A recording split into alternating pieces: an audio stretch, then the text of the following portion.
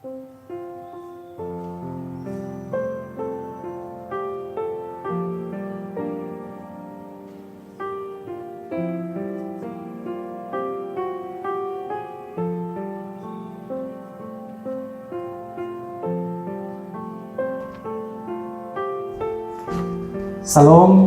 selamat hari Minggu dan selamat berjumpa dalam kasih Kristus. Kami ucapkan kepada Bapak, Mama, Opa, Oma, dan saudara-saudari seiman dalam Kristus yang mengikuti ibadah dari rumah secara online. Hari ini kita memasuki Minggu Sengsara yang kelima. Kita bersyukur bahwa dalam situasi apapun, kita yakini bahwa memuliakan Allah adalah tindakan iman. Iman yang ditandai dengan tetap bersyukur, tetap setia dan tidak bersungut-sungut, dan percaya bahwa Tuhan berdaulat atas penderitaan untuk membentuk dan juga mendatangkan kebaikan bagi semua orang yang mengasihi Dia. Oleh karena itu, mari kita tenangkan hati kita untuk beribadah kepada Tuhan dengan bersama-sama kita menyanyikan Kidung Jemaat nomor 7, kita menyanyi bait yang keempat.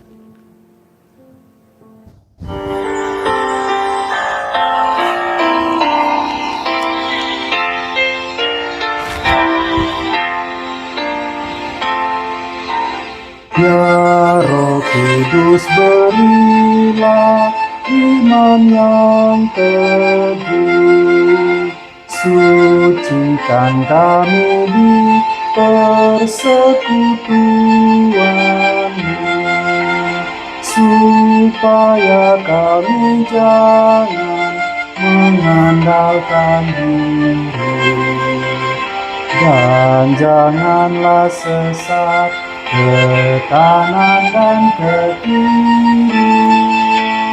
Ya Bapa, Putra, Roh, kiranya Kau berikan kepenuhan harapan yang kami nantikan. Ibadah kaum lansia dan disabilitas di Minggu Sengsara kelima saat ini jadi dalam nama Bapa, Anak, dan Roh Kudus. Kasih karunia dan damai sejahtera dari Allah di dalam Tuhan Yesus Kristus menyertai kita semua. Amin. Bapak, Mama, Opa, Oma, mari kita mendengarkan nats pembimbing yang menuntun kita saat ini, yang terambil dari kitab 1 Petrus pasal 4, ayatnya yang ke-16 yang berbunyi demikian. Tetapi jika ia menderita sebagai orang Kristen, maka janganlah ia malu, melainkan hendaklah ia memuliakan Allah dalam nama Kristus itu. Kita nyanyikan Kidung Jemaat nomor 375.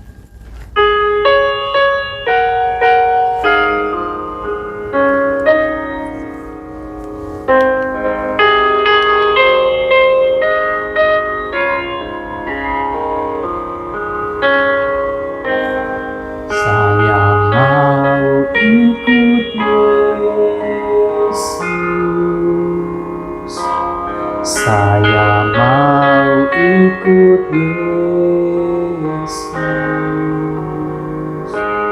sampai selama-lamanya. Saya mau ikut Yesus.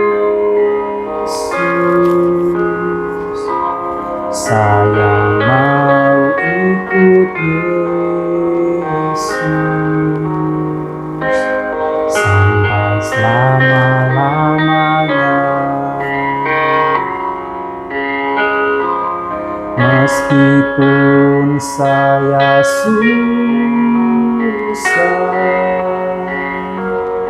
menderita dalam dunia,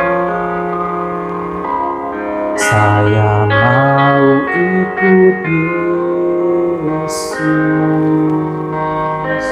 sampai selama-lamanya.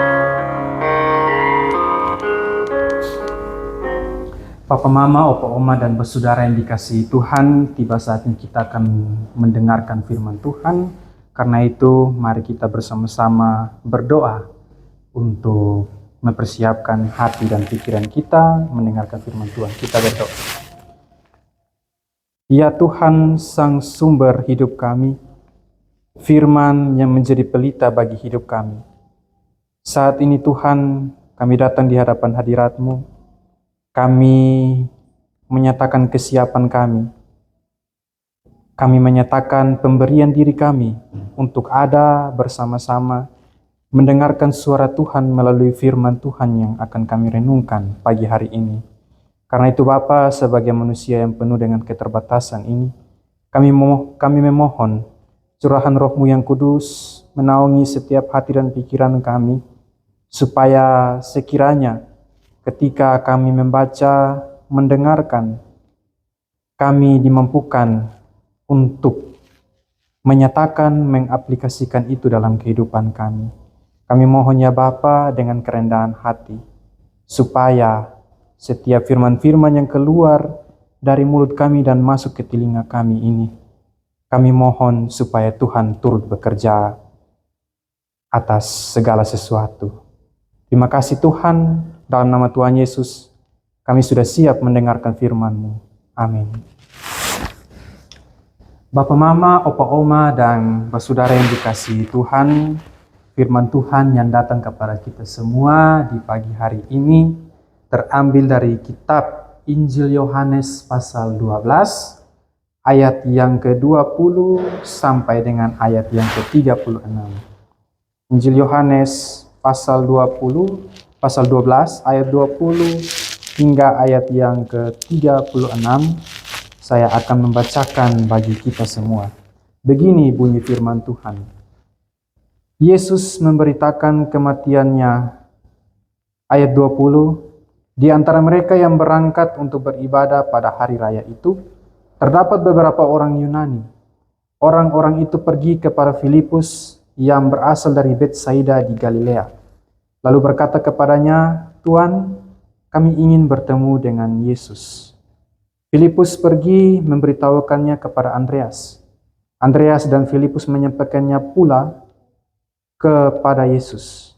Tetapi Yesus menjawab mereka, katanya, telah tiba saatnya Anak Manusia dimuliakan.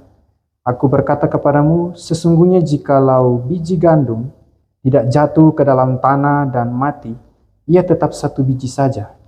Tetapi jika ia mati, ia akan menghasilkan banyak buah. Barang siapa mencintai nyawanya, ia akan kehilangan nyawanya. Tetapi barang siapa tidak mencintai nyawanya di dunia ini, ia akan memeliharanya untuk hidup yang kekal. Barang siapa melayani aku, ia harus mengikut aku, dan di mana aku berada, di situ pun pelayanku akan berada.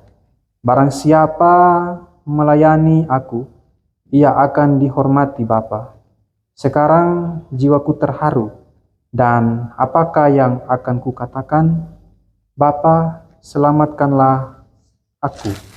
Dari saat ini, tidak. Sebab untuk itulah aku datang ke dalam saat ini. Bapa, muliakanlah namamu. Maka terdengarlah suara dari sorga. Aku telah memuliakannya dan aku akan memuliakannya lagi. Orang banyak yang berdiri di situ dan mendengarkannya berkata bahwa itu bunyi guntur. Ada pula berkata, seorang malaikat telah berbicara dengan dia. Jawab Yesus, suara itu telah terdengar bukan oleh karena aku, melainkan oleh karena kamu. Sekarang berlangsung penghakiman atas dunia ini. Sekarang dilemparkan keluar, dan apabila aku ditinggikan dari bumi, aku akan menarik semua orang datang kepadaku. Ini dikatakannya untuk menyatakan bagaimana caranya ia akan mati. Lalu jawab orang banyak itu, kami telah mendengar dari hukum Taurat bahwa Mesias tetap hidup selama-lamanya. Bagaimana mungkin engkau mengatakan bahwa anak manusia harus ditinggikan? Siapakah anak manusia itu? Kata Yesus kepada mereka, hanya sedikit waktu lagi, terang ada di antara kamu. Selama terang itu ada padamu, percayalah kepadanya. supaya kegelapan jangan menguasai kamu. Barang siapa berjalan dalam kegelapan, ia tidak tahu kemana ia pergi. Percayalah kepada terang itu, selama terang itu ada padamu, supaya kamu menjadi anak terang. Sesudah berkata demikian, Yesus pergi bersembunyi dari antara mereka. Demikianlah firman Tuhan. Yang dikatakan berbahagia adalah setiap orang yang mendengar, menaati, dan melakukan firman Allah dalam hidupnya. Hosiana.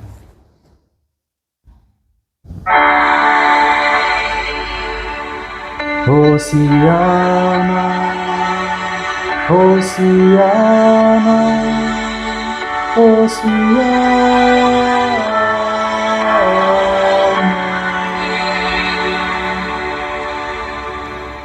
Papa Mama, Opa Oma, dan bersaudara yang dikasihi dan dicintai oleh Tuhan Yesus, salam damai sejahtera bagi kita semua dimanapun kita berada saat ini. Pada pagi hari ini, di Minggu Sengsara yang kelima, kita masih memperingatinya sebagai Minggu Kesengsaraan Tuhan Yesus. Kita memperingati kesengsaraan Tuhan Yesus ini dengan tema yang menuntun kita pagi hari ini ialah memuliakan Allah dalam penderitaan. Bapak, Mama, Opa, Oma, dan bersaudara yang dikasihi Tuhan, banyak orang membayangkan kemuliaan itu identik dengan hidup yang mulus. Seperti begini, kalau sehat itu kemuliaan. Kalau sukses, itu kemuliaan. Kalau aman, itu kemuliaan. Apalagi kalau doa dijawab, itu juga kemuliaan. Kita sering membayangkan kemuliaan itu seperti lampu sorot yang bikin kita itu terlihat keren. Ya, terlihat keren, terlihat istimewa. Namun, pada pagi hari ini, Bapak, Mama, Opa, Oma, dan saudara semua, Injil Yohanes ternyata punya cara lain. Cara yang mengguncang cara berpikir kita. Cara berpikir itu. Ya, dalam Yohanes, kemuliaan Allah bukan pertama-tama tampak ketika Tuhan Yesus dipuji. Ya, melainkan kemuliaan itu tampak ketika Tuhan Yesus disalib. Ya, memang kedengarannya aneh sekali bagi kita ya, Bapak, Mama, Opa, Oma semua. Karena salib bagi pemahaman orang pada umumnya, apalagi orang-orang Romawi pada saat mereka menyalibkan Yesus. Mereka memandang salib itu sebagai lambang kutukan, lambang kehinaan, dan lambang kebodohan. Ya, apalagi kalau kita orang-orang sekarang ini, ya. Orang-orang yang berada, yang tidak mengenal Yesus, mereka memandang salib itu sebagai tempat yang begitu buruk. Ya, salib sebagai hukuman yang sangat ditakuti. Banyak orang yang takut terhadap hukuman itu. Ya, lambang kebinasaan. Nah, tapi sebenarnya kalau kita merenungkan secara rohani, Bapak, Mama, Opa, Oma semua, salib sebenarnya itu adalah tempat yang paling mulia. Karena apa?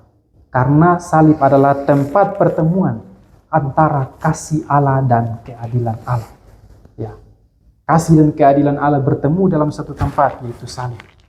Kalau Allah hanya maha adil, maka pasti kita semua akan dihukum. Karena berdasarkan keadilannya, siapa yang berbuat salah, ia akan dihukum. Siapa yang hidup sesuai kehendaknya, ia akan mendapatkan apa yang dijanjikan. Ya, tetapi karena kasih itu ada, maka biarpun kita seperti seburuk apapun kita, sejahat apapun kita, ya, Tuhan tetap mengasihi kita. Jadi salib itu adalah tempat pertemuan yang sangat istimewa antara kasih dan keadilan itu. Kasih yang tidak bisa dilakukan oleh siapapun, hanya oleh Yesus Kristus saja. Kasih yang mengorbankan diri. Dan itu semua tidak bisa dilakukan oleh siapapun. Bapak Mama, Opa Oma dan Saudara yang dikasihi oleh Tuhan, dalam bacaan kita pagi hari ini menurut Injil Yohanes pasal 12, kita menemukan ternyata ada orang-orang Yunani yang datang dan hendak untuk menemui Yesus. Mereka berkata, bilang begini, "Tuan, kami ingin melihat Yesus." Nah, jadi pertanyaan ini mereka tanyakan kepada Filipus, yang juga adalah salah satu dari murid Yesus. Nah, kenapa sampai mereka bilang tanya kepada Filipus? Karena Filipus ini sangat dekat dengan mereka. Filipus menjadi jembatan antara orang Yahudi dan juga orang-orang non-Yahudi. Nah, kalau sudah bilang non-Yahudi berarti Bapak Mama, Opa Oma, mereka ini adalah orang-orang yang dari luar Yahudi. Ya, mungkin salah satunya juga orang Yunani. Mereka adalah orang-orang non-Yahudi. Nah, pertanyaan tadi yang ditanyakan oleh orang-orang Yunani ini, Bapak Mama, Opa Oma semua, itu permintaan yang tampaknya sederhana. Ya, tetapi sebenarnya kalau dilihat kalau ditafsir lebih ke dalam, ini pertanyaan yang memuat makna yang sangat dalam.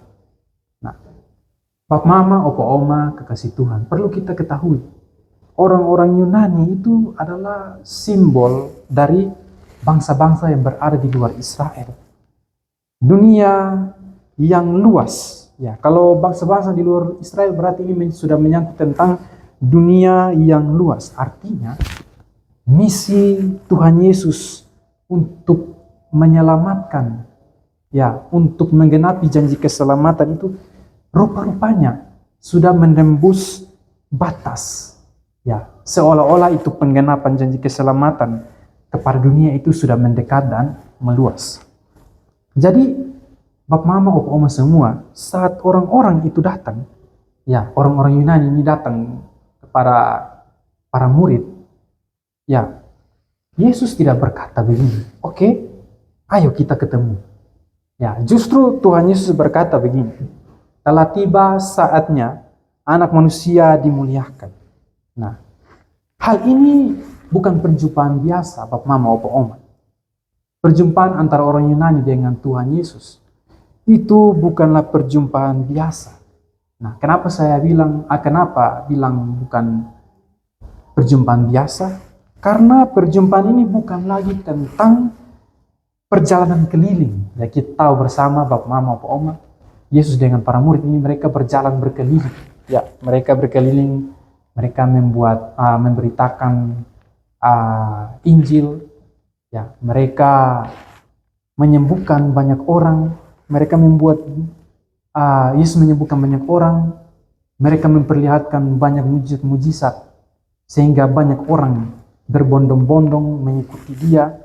Ya, apalagi mengajar. Ini bukan tentang hal-hal itu lagi, ya. Tetapi ini suatu alarm yang mengingatkan bahwa perjalanan ini sudah tiba di perjalanan akhir, yaitu menuju misi yang sebenarnya, yaitu apa? Kematian. Misi kematian, kemudian kebangkitan, dan yang ketiga adalah kemuliaan yang segera dinyatakan itu. Ya, jadi sinkronnya Bapak Mama, Opa Oma, seperti yang tadi Tuhan Yesus bilang dalam bacaan, telah tiba saatnya anak manusia dimuliakan. Nah, jadi Bapak Mama, Opa Oma yang dikasihi Tuhan, Tuhan Yesus memberi gambaran perjalanan salibnya itu seperti begini. Dia memberikan gambaran itu dengan memakai gambaran biji gandum. Nah, jika biji gandum itu tidak jatuh ke dalam tanah dan mati, ia tetap satu biji saja. Ya, tetapi jika biji gandum itu dia mati lalu jatuh ke dalam tanah, biji gandum itu akan menghasilkan banyak buah. Nah, jadi Bapak Mama, Opa Oma, biji gandum ini dipakai oleh Yesus supaya bisa menggambarkan tentang bahwa di dalam kematian itu ada tujuan keselamatan dan juga kehidupan semua umat. Ya, sama seperti ketika kita menanam satu benih saja, seperti benih untuk jagung. Ya, memang kita tanam satu benih, tapi pas ketika nanti dia tumbuh, justru dia menghasilkan begitu banyak, berlimpah-limpah. Ya, hasil panennya berlimpah-limpah.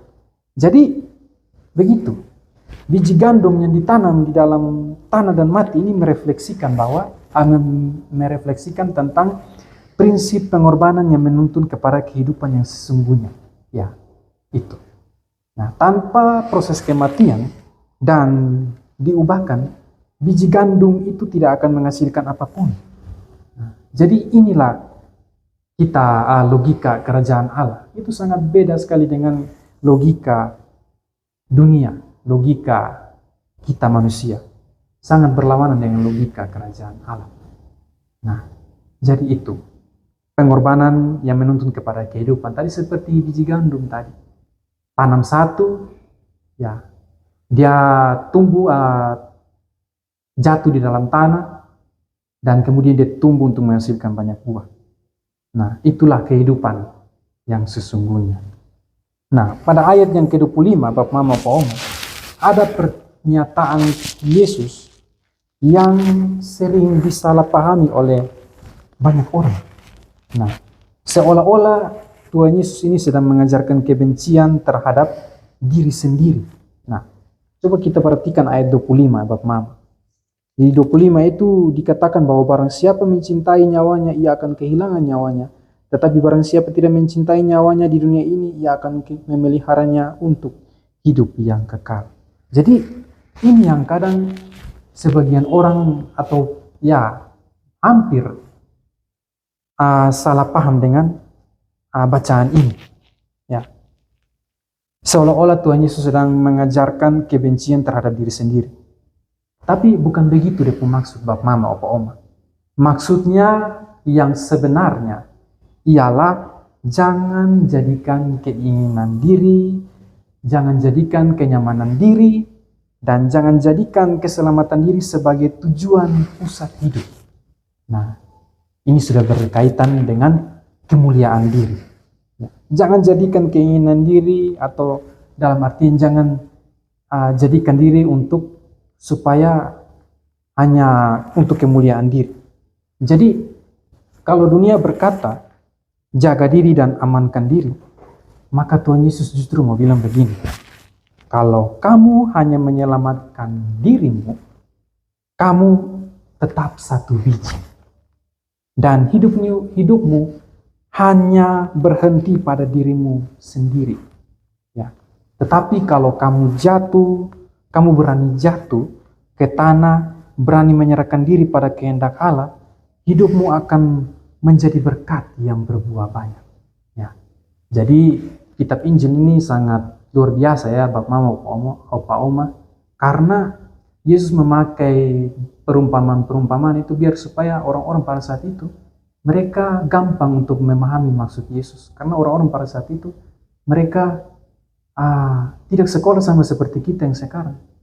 Ya, karena itu kalau kita berani jatuh ke tanah, kita berani menyerahkan diri pada kehendak Allah, maka hidup kita akan menjadi berkat yang bisa berbuat banyak. Dan kemudian pada bagian ini, Tuhan Yesus tidak sedang memuliakan rasa sakit. Bapak Mama, Opa Oma ingat pada bagian ini, Yesus tidak sedang memuliakan rasa sakit yang akan dia derita. Ya. Yesus tidak sedang mengajarkan orang untuk mencari kematian, cari mati, tidak. Melainkan Yesus sedang mengajarkan kepada para muridnya saat itu, dan juga orang-orang yang hendak menemuinya saat itu, dan juga kita yang ada di masa sekarang ini, tentang ajaran jalan kasih yang rela memberi diri agar orang lain bisa hidup. Ya, seperti biji gandum yang mati dan hilang dalam tanah, tetapi dalam kehilangan itu kehidupan baru justru lahir. Ya, begitupun juga dengan salib ini, Bapak Mama, Opa Oma, saudara semua. Salib kalau menurut pemahaman manusia, salib itu tampak seperti tempat yang merefleksikan tentang kehilangan yang total, kosong, ya. Tapi justru dari salib itu, ya, dari salib itu yang orang bilang sebagai lambang kehilangan total, itu menjadi tempat, ya, salib menjadi tempat di mana dunia diselamatkan. Ya, melalui salib dunia diselamatkan dan kita juga diselamatkan. Nah, kemudian pada ayat yang ke-26, Bapak, Mama, Opa, Oma. Di ayat 26 itu dia bilang begini, barang siapa melayani aku, ia harus mengikut aku. Dan di mana aku berada, di situ pun pelayanku akan berada. Barang siapa melayani aku, ia akan dihormati Bapa. Nah, ayat ini tentunya menekankan tentang tata cara untuk mengikut pola hidup Yesus, Papa, Mama, Opa, Oma semua. Tentang tata cara untuk mengikut pola hidup Yesus. Ini bukan tentang mengikut pola hidup dunia, melainkan mengikut pola hidup Yesus seperti biji gandum tadi. Ya. Apa? Tentang apa? Yakni memberi diri untuk orang lain hidup. Ya. Nah, Bapak Mama, coba kita pikirkan, kita bayangkan kita ini. Kalau Yesus tidak memberi dirinya untuk kita, ya, tidak memberi dirinya untuk kita, dia menderita untuk kita, apakah kita masih bisa diselamatkan? Apakah kita tetap hidup? Tidak. Tidak. Maka dari itulah kenapa tujuan Yesus datang ke dalam dunia. Supaya kita semua yang telah rusak oleh dosa dan terancam untuk mati dalam kekekalan, dia datang untuk memberi diri supaya kita hidup. Hidup bersama dia dan juga hidup bersama Bapa. Nah, lalu pada perkataan Yesus yang bilang begini, sekarang jiwaku terharu. Ya, itu bisa kita lihat di ayat 27, Bapak, Mama, Opa, Oma. Sekarang jiwaku terharu. Nah, secara manusia, Yesus juga dia bisa terharu, Bapak, Mama, Opa, Oma. Meskipun ia akan melewati jalan salib dengan wajah yang datar, ya, dengan perasaan yang terguncang, perasaan gelisah. Dalam keadaan itu, pasti ia akan merasa benar-benar menderita yang akan ditanggung. Namun, melalui perkataan itu, kita menemukan penghiburan besar, Bapak, Mama, Opa, Oma. Jadi, ketika dalam hidup kita, kita merasa cemas, kita merasa takut, ya, kita terharu oleh tekanan hidup sekalipun, Yesus tetap mengerti apa yang kita alami. Ya, Yesus mengerti apa yang kita alami, Bapak, Mama, Opa, Oma. Jadi kalau saat ini Opa atau Oma atau saudara semua yang merasakan sakit, yang mana kalau menurut Kotong berpikir ini sakit begini terus, dia sudah sembuh-sembuh. Justru bukan hanya Bapak, Mama, Opa, Oma dan saudara dong saya ngerasa. Yesus juga merasakan itu. Ya. Yesus merasakan itu. Ya. Dia bukan Tuhan yang jauh dari kita dan tidak dapat memahami tekanan hidup kita. Ia adalah Tuhan yang masuk dalam kegentaran kita, serta kelemahan kita sebagai manusia. Yesus tidak berhenti di situ saja, Bapak, Mama, Opa, Oma semua. Yesus tidak hanya berhenti di perasaan terharu saja. Tetapi ia melanjutkan itu dengan doa yang menjadi pusat iman. Yang berkata dalam bacaan tadi, Bapa, permuliakanlah namamu. Nah, Bapak, Mama, Opa, Oma, ini bukan doa yang mudah. Ya, kalau kita beranjak kembali ke dalam perjanjian lama, kita mungkin masih ingat seorang tokoh yang bernama Ayub itu. Dalam keadaan penderitaan sekalipun dia kehilangan harta, kehilangan anak, kehilangan semuanya. Bahkan istrinya hampir mau kasih tinggal dia. Tetapi dalam keadaan menderita itu, apa yang dia katakan, Bapak, Mama, Opa, Oma? Dia katakan, Tuhan yang memberi, Tuhan pula yang mengambil. Terpujilah nama Tuhan. Nah, ini adalah kata-kata doa yang tentunya tidak mudah. Doa yang tidak mudah. Ya, tetapi kalau kita memandang ini, peristiwa ini dengan iman, ini mau kasih tahu kepada kita bahwa ini adalah doa orang yang sedang menyerahkan kendali hidup kepada Tuhan. Percaya, orang yang percaya bahwa kemuliaan Tuhan lebih besar daripada rasa aman diri. Ya, jadi sangat jelas di sini Bapak, Mama, Opa, Oma, bersaudara semua, bahwa memang dalam keadaan penderitaan, kita menderita, ya banyak dari kita rata-rata mengeluh. Hampir-hampir tidak ada ungkapan doa yang keluar dari mulut dan hati kita. Nah, tetapi apa yang ada dalam firman Tuhan ini, itu sudah dicontohkan oleh Ayub dan juga sudah dicontohkan oleh Yesus Kristus yang memberi dirinya untuk kita semua. Bapak, Mama, Opa, Oma, dan bersaudara yang dikasihi Tuhan. Sekarang kita melihat dengan jelas mengapa kalau kita bertanya-tanya dalam diri, kenapa penderitaan bisa memuliakan Allah? Ya, kalau tadi kita melihat dari Yesus, dia menderita, tapi dalam penderitaan itu nama Allah dimuliakan. Kalau kita bertanya-tanya, mengapa penderitaan bisa memuliakan Allah? Ya, bukan begini ya, Bapak, Mama, Opa, Oma. Bukan berarti penderitaan itu dia mulia. Bukan berarti penderitaan itu sendiri mulia.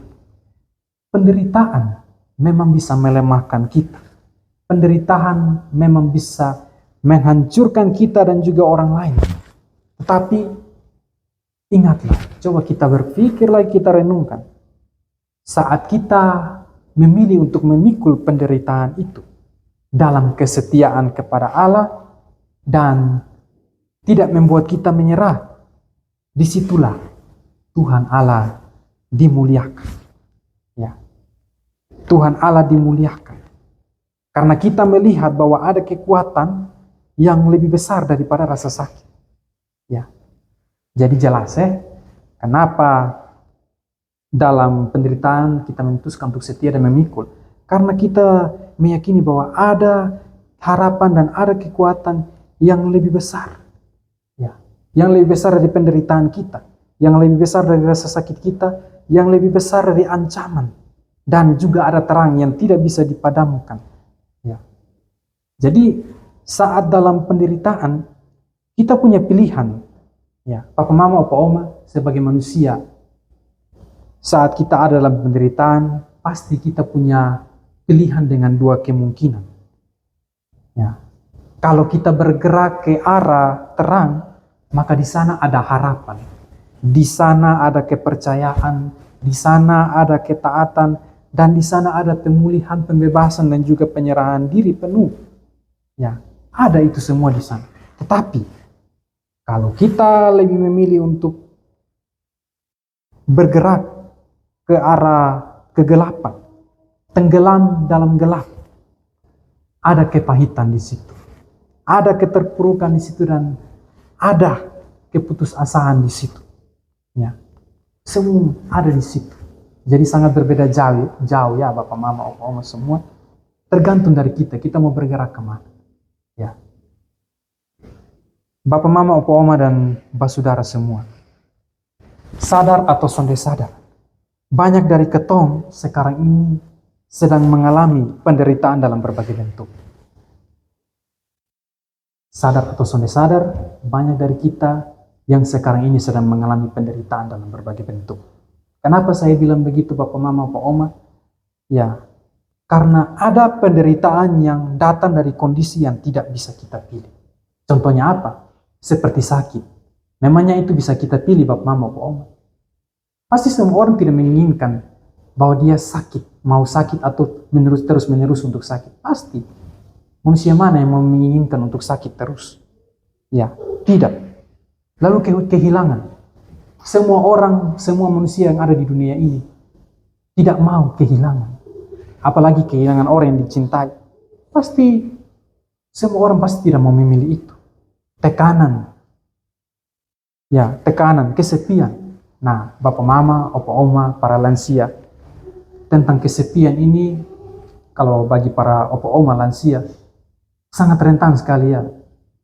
Sangat rentan untuk ada dalam kesepian seperti ini. Ya, memang ada para lansia yang walaupun secara keadaan ada orang di sisinya, dia merasa ada ramai, tetapi dalam secara perasaan dia sepi. Ada orang yang begitu. Ada di tengah keramaian tapi dalam hati dia sepi. Ya, ini dua hal yang berbeda. Kesendirian dan kesepian itu dua hal yang berbeda. Dan ini yang ditakuti oleh para opa oma lansia. Karena apa? Karena anak-anak dong su jalan kasih tinggal, mungkin karena su berkeluarga sendiri, karena merantau dan lain sebagainya, ya, sehingga harus berpisah. Nah, ini yang kadang-kadang paling ya dialami dan paling ditakuti oleh para opa oma lansia. Ini penderitaan dalam berbagai bentuk yang datang. Ada lagi konflik keluarga. Konflik yang terjadi dari beberapa tahun lalu sampai ini tahun dan sampai ini hari, ini jam, ini menit, ini detik, belum damai-damai. Ya, ini yang kalau di kitab Injil, Yesus bilang marah-marah tapi matahari su terbenam beberapa kali, sudah tahu damai-damai, masih marah terus. Nah ini, ya, itu penderitaan yang tidak bisa kita pilih. Ya, tetapi ada juga yang penderitaan itu datang tapi dia lahir dari kesetiaan. Contohnya seperti apa Bapak Mama Opa Oma? Seperti ketika kita memilih untuk jujur lalu rugi. Ya. Kita memilih benar lalu disalahpahami. Ya, apalagi kalau kita merasa benar, berdiri sebagai orang benar tetapi sendirian. Itu penderitaan yang lahir dari kesetiaan. Ada lagi memilih melayani lalu kelelahan. Ya.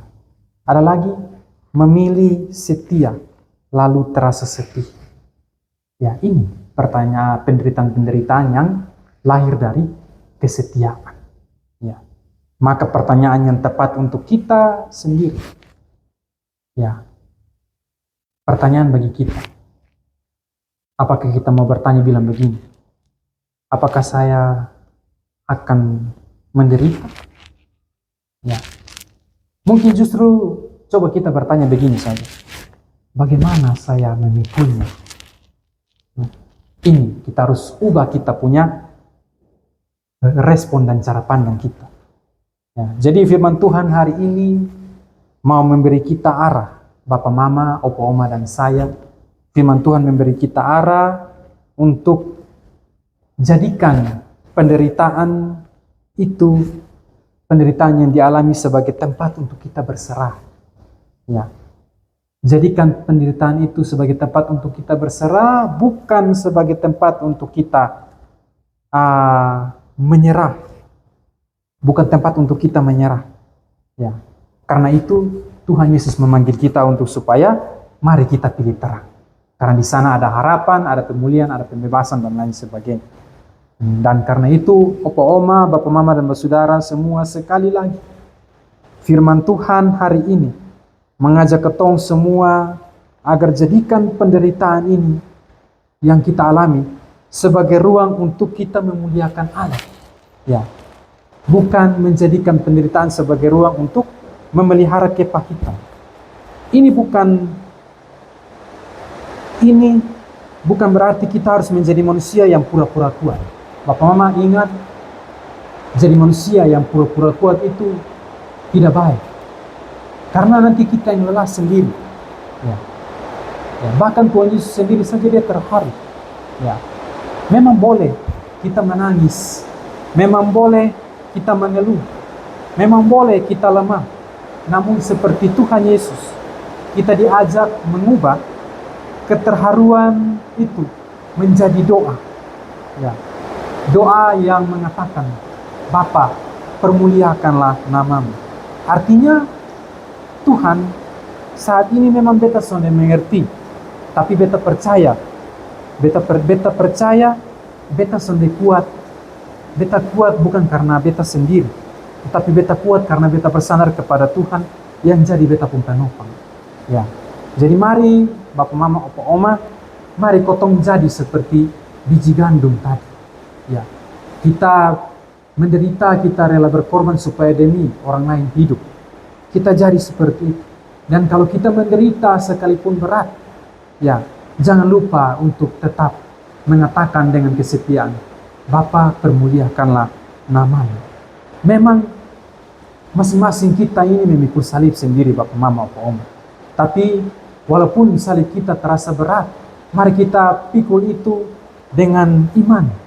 Ya, kita pikul itu dengan kesetiaan. Kita pikul salib yang kita bilang sebagai awalnya sebagai beban penderitaan. Mari kita pikul itu dengan kesetiaan, dengan iman. Jadi sekalipun penderitaan itu terus menerjang kehidupan kita, biarlah melalui penderitaan yang kita alami, nama Tuhan yang dipermuliakan. Kiranya Tuhan Yesus memberkati kita semua, menguatkan kita semua, secara khusus Bapak Mama, Opa Oma, bersaudara, untuk terus setia dalam iman, untuk hidup sesuai dengan kehendak Tuhan. Amin. Bapak Mama, Opa Oma, semua mari kita merespon firman Tuhan sekaligus kita akan berdoa syafaat. Mari bersama-sama kita menyanyikan Kidung Jemaat nomor 445 bait 1.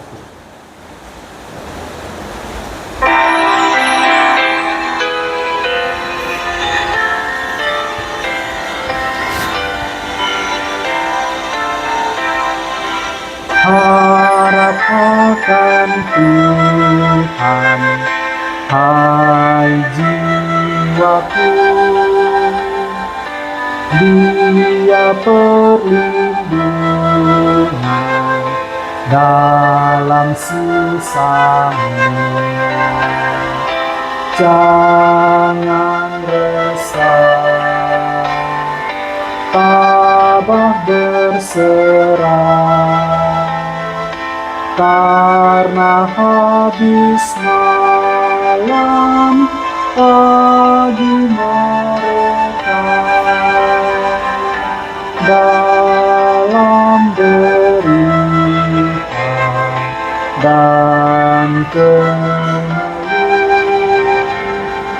Tuhan yang setia penolong.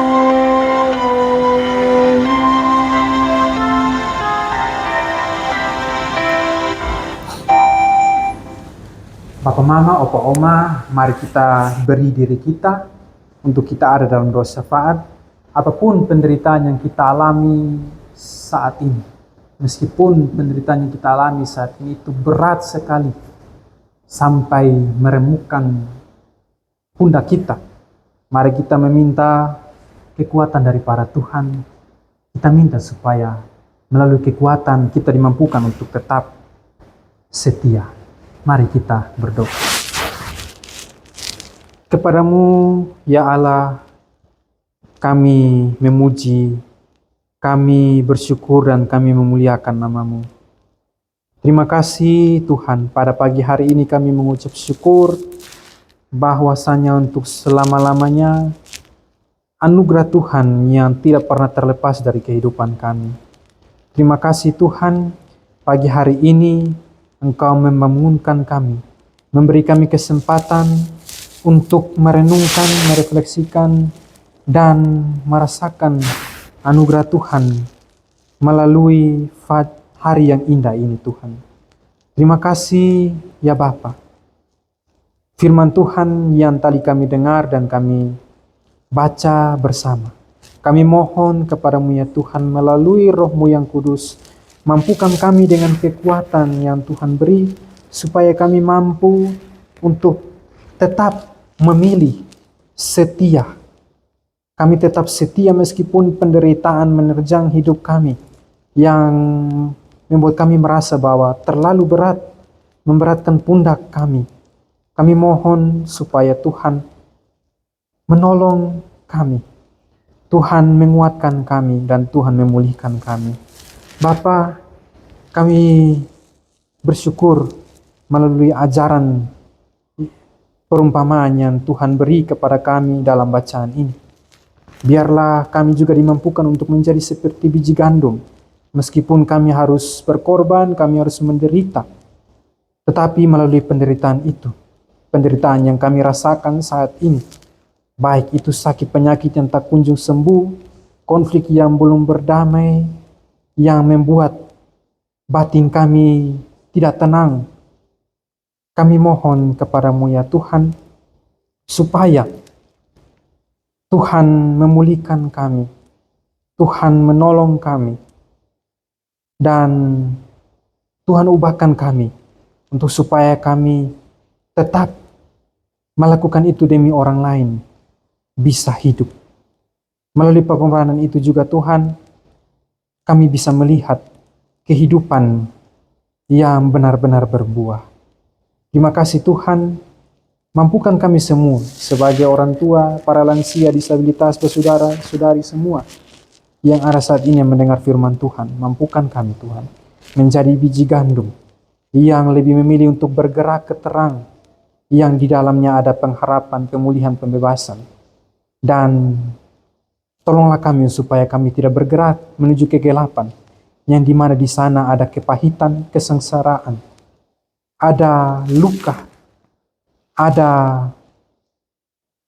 lain sebagainya yang membuat hidup kami tertekan. Bapa, terima kasih banyak. Pada saat ini juga kami berdoa untuk Bapak Mama, orang tua, para lansia, disabilitas yang saat ini memang tidak bisa hadir ke gereja dan mengikuti ibadah dari rumah. Kami mohon supaya Tuhan tetap bersama kami, karena kami sampai dengan saat detik ini masih percaya bahwa Tuhan hadir dimanapun. Tuhan melampaui batas ruang dan waktu. Tidak hanya berada di gereja, tetapi Tuhan berada di tempat-tempat yang paling terpencil, tempat di mana ada kesakitan, penderitaan. Kami percaya Tuhan juga ada di situ. Maka kami mohon hadirlah bersama-sama dengan orang tua kami, opa oma, bapak mama, lansia, disabilitas, yang saat ini menderita dalam kesakitan yang tidak kunjung sembuh, yang konflik batin yang membuat mereka belum tenang sampai saat ini.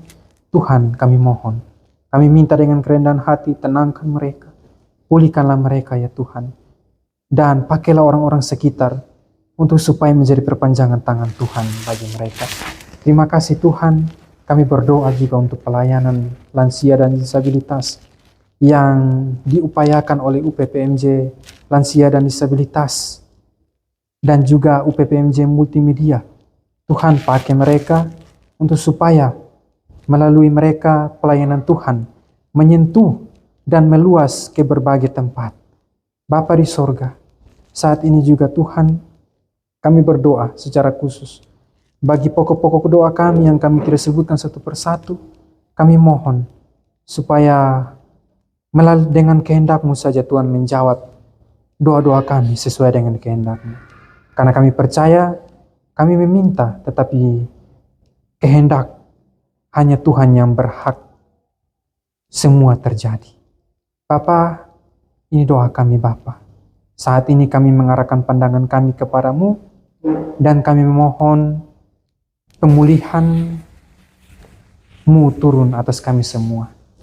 Anugerah, sukacita, damai sejahtera, pemulihan, penyembuhan dan pembebasan dari Allah Bapa di dalam Yesus Kristus Tuhan dan di dalam tuntunan Roh Kudus menyertai dan memberkati kita semua dimanapun berada, kini dan selama-lamanya. Amin.